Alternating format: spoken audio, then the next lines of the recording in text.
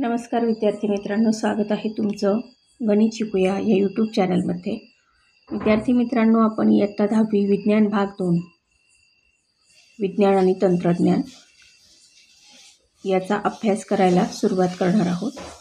त्यातील आज आपण पहिलं जे प्रकरण आहे त्याच्या अभ्यासाला सुरुवात करणार आहोत। चला तर मग आजच्या व्हिडिओला आपण सुरुवात करूया। आज आपण उत्क्रांती हा घटक अभ्यासणार आहोत।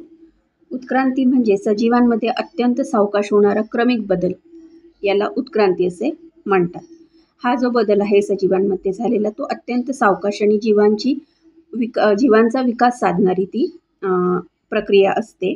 अंतराळातील ग्रहतारे जे आहेत त्यापासून पृथ्वीवर असलेल्या जीवसृष्टीपर्यंत जीवसृष्टीतील बदलांपर्यंतच्या अनेक टप्प्यांचा विचार उत्क्रांतीच्या अभ्यासामध्ये करणे आवश्यक ठरते। आता इथे उत्क्रांतीची व्याख्या दिलेली आहे। तर उत्क्रांतीची व्याख्या काय आहे की नैसर्गिक निवडीला प्रतिसाद म्हणून सजीवांच्या एखाद्या वर्गाच्या वैशिष्ट्यपूर्ण लक्षणांमध्ये अनेक पिढ्यांमध्ये बदल घडण्याच्या ज्या प्रक्रियेमुळे अखेर नव्या जीवजाती निर्माण होतात ती प्रक्रिया म्हणजे उत्क्रांती। म्हणजे थोडक्यात जे आपण आधी बघितले की अत्यंत सावकाश आणि जीवांचा विकास साधणारी ही प्रक्रिया असते, तीच इथे त्यांनी ह्या वाक्यामध्ये उत्क्रांतीची व्याख्या दिलेली आहे।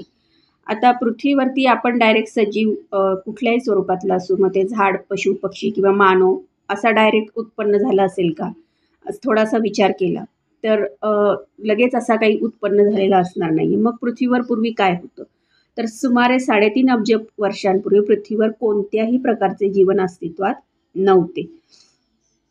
त्यामुळे सुरुवातीला असं आपण जेव्हा शोध केला त्या सगळ्या गोष्टींचे जेव्हा शोध घेतला तेव्हा साधी मूल्यद्रव्ये असावीत आणि त्यांच्यापासून सेंद्रिय व असेंद्रिय प्रकारची साध्याच प्रकारची संयुग तयार झालेली असतील आणि त्यापासून मग हळूहळू गुंतागुंतीची सेंद्रिय संयुगे जसं प्रथिन, केंद्राम्ल ही तयार झाली असावीत।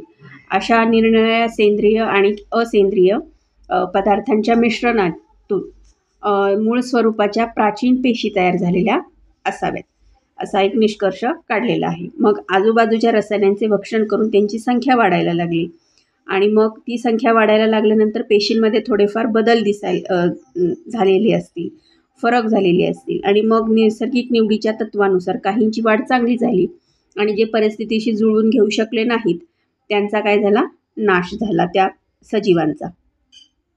आता याप्रमाणे मग पृथ्वीवरती जीवन अस्तित्वात यायला सुरुवात झाली। मग आता हे जीवन अस्तित्वात यायला सुरुवात झाल्यानंतर पृथ्वीवरती आज जर आपण अभ्यास केला तर वनस्पती आणि प्राण्यांच्या कोट्यावधी जाती आहेत किंवा प्रजाती आहेत। त्यांचा आकार, जटिलता यांच्यामध्ये आपल्याला विविधता दिसून येते। आता प्राण्यांमध्ये जर विचार केला तर